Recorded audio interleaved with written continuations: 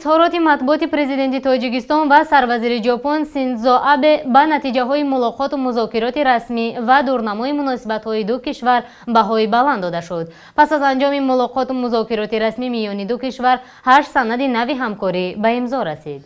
بنا به اطلاع خدمات مطبوعات سرور دولت، از جمله جانب‌ها اظهارات مشترک عاید به شریکی میان جمهوری تاجیکستان و ژاپن را قبول کردند.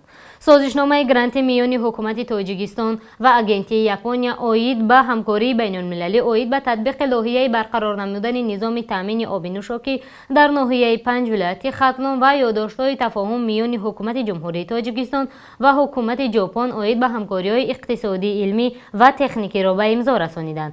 در رابطه با موضوعی وابسته به افغانستان دایر به امکانیت اشتراک یکجایی تاجیکستان و ژاپن در تطبیق لایحه‌های زیربنایی منطقوی چون لایحه انرژتیکی کاسا هزار، لایحه راهسازی و غیره که به رشد اجتماعی و اقتصادی این کشور و کل منطقه نگرانیده شدند تبادل نظر کرده شد.